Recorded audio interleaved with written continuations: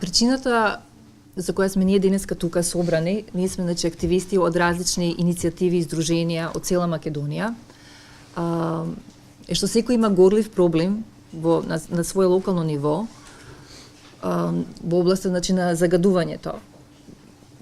На ова или оне начин, дали загадување на почва, дали е деградација на животна средина, како што е со рудниците, дали е аерозагадувањето.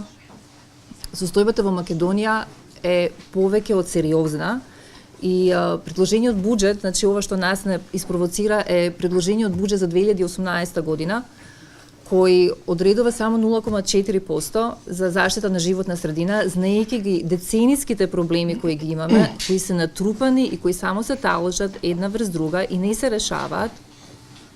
Имаме 16 жешки точки во Македонија, ниедна не е комплетно решена. Некои не се ни воопшто започнати, а ние зборуваме за 6-валентен хром кој е неверојатно значи реактивен и опасен и токсичен, тој е сред Скопје. Значи стои, имаме 3 жешки точки само во Скопје.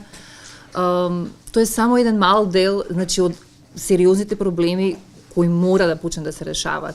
Затоа што прашањето не се работи веќе само за нас и сегашните генерации кои ние сега живееме, прашањето од сега натаму е за идните генерации. Ако ние не почнеме ова сега да го решаваме, идните генерации ќе немаат право на живот, ќе немаат право не само на здрава животна средина, ќе немаат право на живот.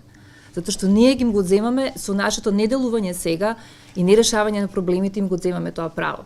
А тоа не сме никој да го и пустати декларација на Обединетите нации кои бараат од секоја држава значи да го испочитува тоа и да се заложи да го остави, да остави животната средина и за идните генерации барем во подеднакво здрава состојба, а не уништена. Тоа е причината поради која ние бараме минимум да се зголеми значи уделот за заштита на животна средина на 2,5% од вкупните расходи за 2018 година. За решавање значи на проблемите кои сите ги имаме во барањето што го доставиме, значи тоа е само една мала листа од сите проблеми кои ние ги наведовме, бараме значи дел по дел што се тие пари да се стори. Во спротивно, поради тоа што Македонија е потписничка на многу меѓународни конвенции кои се ратификувани, конвенции кои се има редица конвенции поврзани со животната средина и Македонија во континуитет ги крши сите тие конвенции, значи без исклучок, и крши конвенцијата на правата на детето, не почитува декларации и резолуции кои се донесени од Обединетите нации на тема на животна средина, климатски промени, опасен отпад, заштита на животна средина, деградација. И поради сите тие причини, значи ова е наша последна инстанца институционално, каде што ние бараме да има слух од другата страна и да се излезе во пресред за да почне да се решава сериозно. Владата пред да дојде значи на власт ветуваше дека приоритет ќе биде здравата животна средина и чистиот воздух. И сега е на нив да кажат дали на вистина тоа го мислат, затоа што со ваков буџет не се дава таква слика. Меѓутоа состанокот што го имаме вечер во 18:30 со председател на владата господинот Зоран Заев ќе даде одговор на тие прашања, значи дали се има слух или не, дали сериозно го мислеле тоа што го кажале или не.